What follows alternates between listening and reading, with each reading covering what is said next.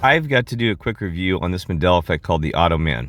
Now, we've seen a lot of things come and go, just appear out of nowhere, a lot of movies, and also disappear, like Shazam, right? This is what blows my mind is that there are so many movies now that are popping out that I never saw that just blows my mind. 70s, 80s, even 50s. I mean, seriously, you gotta be kidding me. They're coming from all these different alternate realities and timelines, and it just blows my mind. The things are popping out of nowhere. Then we're losing some movies, right? Like Shazam. But what's interesting? I don't see a lot of loss in a lot of movies that, or things like this. But we're seeing more of creation, and that's what's weird. And some don't even make sense. For example, Michael J. Fox. Darn it, I wish I should have pulled it up before I came to these thoughts and started this video recording. But there's one where he played in a movie. I can't remember. Is it something about ghosts? I can't remember. It's a haunted type ghost spiritual movie. And about Michael J. Fox, and it was released in, I think it was 20, boy, I can't remember. I wish I should have the facts in this, but I'm sorry. But you can look it up, or just hear my words, because I don't really care whether you believe them or not. So I'm done trying to convince you. It's, it's your own responsibility. But anyway, so this thing was done in 2000, I think it was like, I believe, 2014, maybe 16. There was a movie that he was in. What's interesting about this, in this movie, you got to remember, Michael J. Fox was back in, I'm trying to remember when he actually developed that unfortunate Lou Gehrig's disease, or multiple sclerosis, Lou Gehrig's, I believe. But anyway, that was in around 2000, I'm trying to remember, Kyle, 2000, somewhere like 1998. Okay, I can't remember exactly, but it's way, like a decade before this movie that was just produced. The reason I bring that up is, in this movie, he has no slurred speech. He's walking around and all these things, right? And no, this was not CGI work. And then, that the time that didn't have that kind of technology. And he's all over this movie.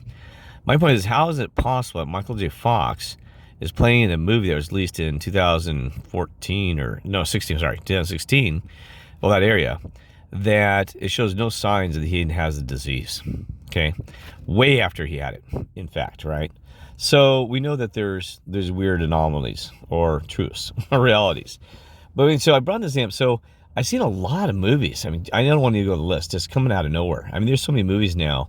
The reason I bring this up is my dad owned a VHS, I've mentioned before, a rental place in Montrose, Colorado, where he rented VHSs and stuff like that.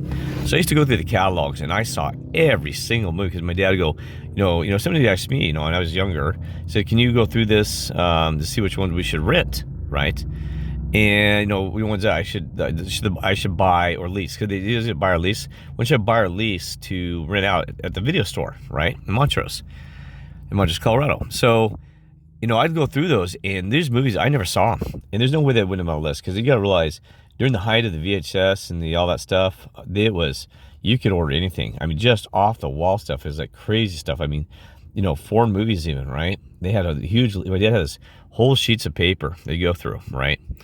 So there are a lot of these movies I never saw, and especially ones that are considered to be, they're like really well known, but some of these are like, or back known and backstage ones that weren't very well known, right?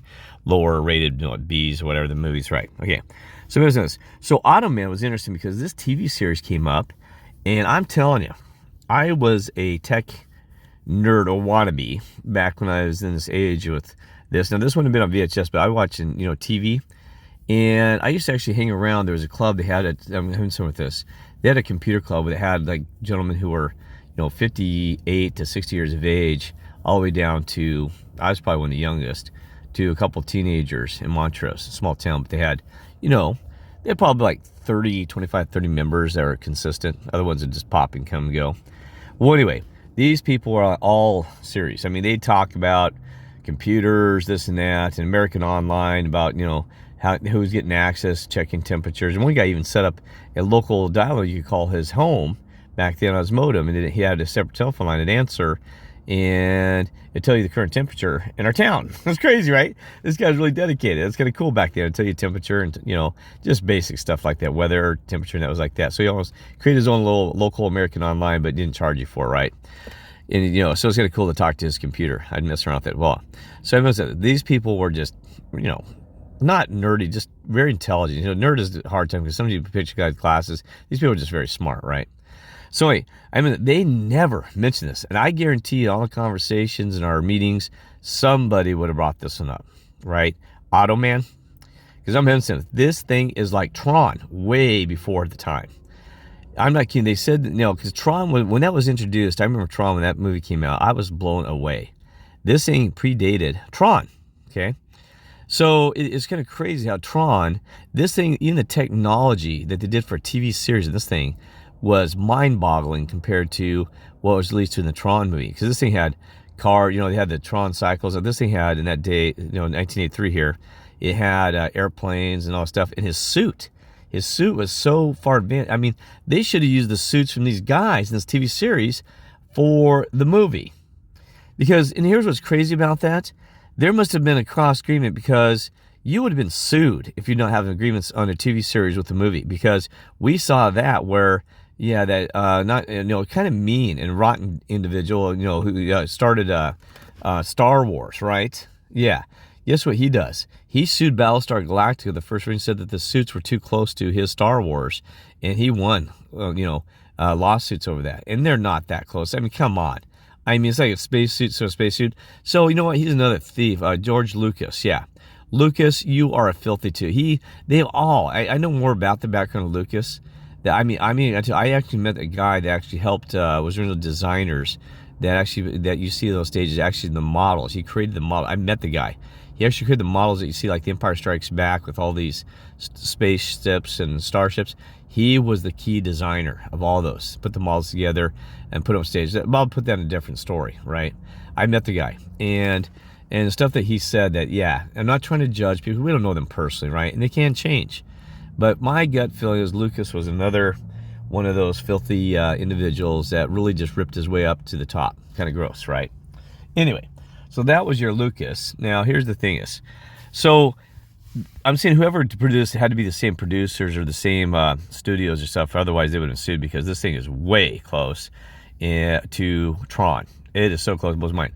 So I've been talking to other people, like one of our brothers named Raleigh in Boise, Idaho, about this, and he said that he was shocked. He'd never heard it. He said, I wouldn't have known this one, Kirk. I watched everything on anything that had to do with sci-fi tech in the day. And he's, I can't remember. It doesn't matter his age. He's old enough to know, right? And and we actually finding, it's what's interesting. We are finding people that must not be in our same reality. And I'm gonna put this out there because I don't care anymore. If you are taking downloads and you see a reality change and you accept it, I'm not one to judge. It tells me right there you can't be truly with God and the Lord and the rest of the angels. I'm not kidding you. I have not met one person that claims that they saw these things growing up, and I didn't, that were innocent children of God, show love, lovingly love the neighbor, and are just true souls and human beings. I'm not trying to insult people. I treat them the same. But you show me one. You show me one. Now, there is a couple people that I've been on the borderline myself. The ones that come out staunch and just in fact with it, I always question it, okay? Because and sometimes brothers and sisters that I've talked to or friends that Mandela Effect awake, that they will have a slight difference in reality. So I'll accept that. When you see a pattern of somebody just trying to convince you and they start getting angry about it, they've taken a download and they're trying to, it's like a demon coming out of them, right? They get angry, frustrated, start yelling at you. So I was looking at the comments, and the first one here, this person, it says, I love this show as a kid. I remember being so impressed by the special effects. Lots of laugh. See right there in the end. Who does that? Lots of laughs. See, that's just a smart comment right there. Bud, you're a ding-dong. I'm sorry.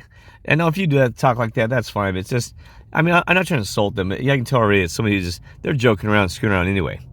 But then you have other people I remember watching as a kid. I knew even the Tron connection. See?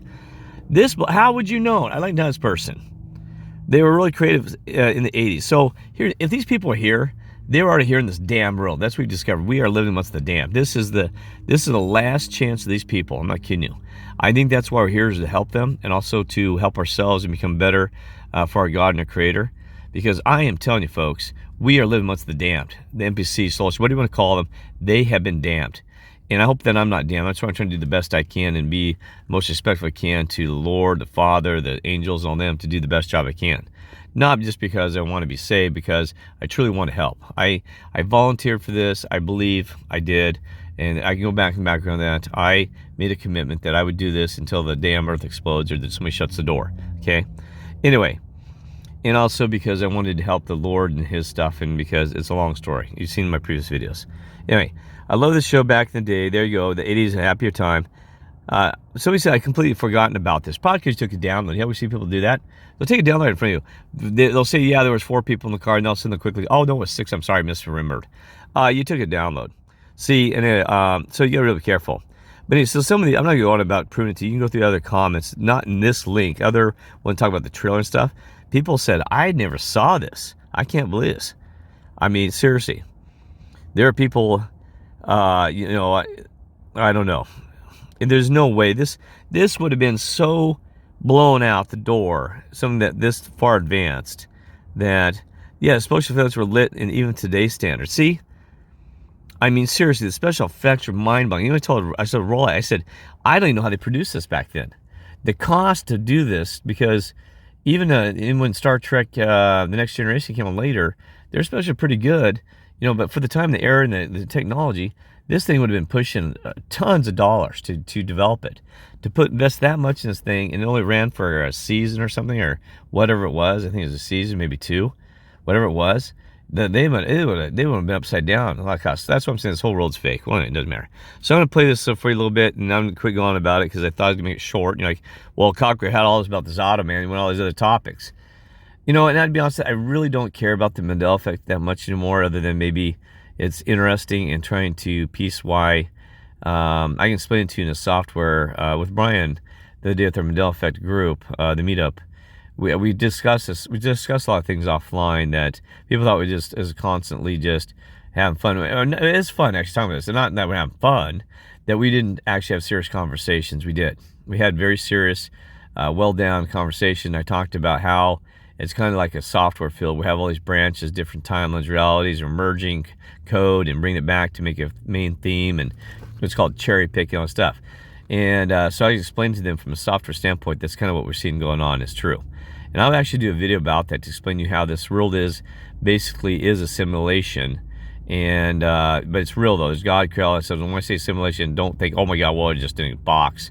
Well, your God created the box, my friends. It doesn't matter what you call it, a material world, a computer world, or simulation. You know, you gotta realize there's angels, there's God, and all those other things. They're still in charge of this whether it's simulation or not, right? So you got to respect that and understand that, and that, you know, understand that that's part of this whole thing, right?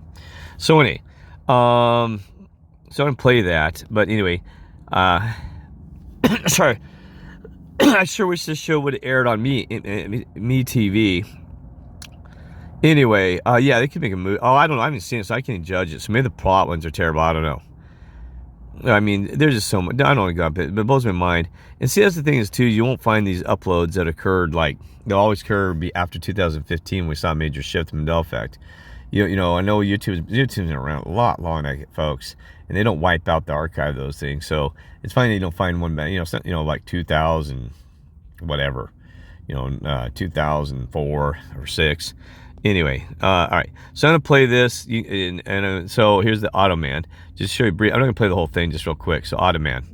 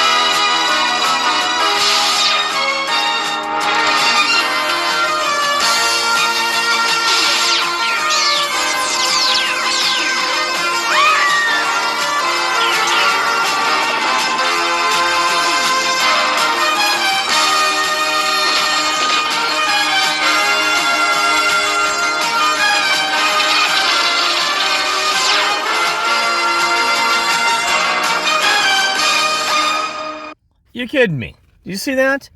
I mean, it's hard to get out of the small window because I'm overlaying to somebody else because I don't have time to download and do all my little video on this. But you got to be kidding me. That special effects has got this little suit that blows your dang mind. And then you see like even the helicopters, airplanes, and one has water shooting from the sky with this little electrical thing comes shooting out there like a spark of lightning. You got to be kidding me. I mean, once you got the basic, stuff down, it's easy to do other plays on that same effects. Sometimes in Star Trek, they change the model out even when they had the software computers. Just put a Klingon ship versus another ship in there, the Romulan, and still use the same special effects when it's shooting its torpedoes. They don't actually go in there and shoot the same torpedoes, recreate them just for that scene. They'll just change up the model, right? And that's probably a lot of this, just changing up the model. But still, you've got to be kidding. Back in 1983, come on. I mean, I knew everything about the computers in 1983, and you got to be kidding me. I mean, I'm like thinking back. Oh, you're kidding me? What? I think in Commodore 64s and 128s, or, I know those are considered commercial hometown, but I'm telling you what, no way, because the home computers actually had more graphics capabilities and almost more advanced than the computer business world, because business world they didn't need it, they didn't want it. So you had the more of the color stuff that's coming out with the and stuff that was privately, not privately, more to that area, right? He had the market to push those type of development. If you only had a custom thing like this, oh, you kidding me? So anyway, not too on about, so Automan. So give me a thumbs up or thumbs down. Thumbs up if you agree that, yes, it's something new in your world, in your reality, or thumbs down, okay? Or just put a comment or say, boy, that's crazy. All right, take care, God bless, and love you all.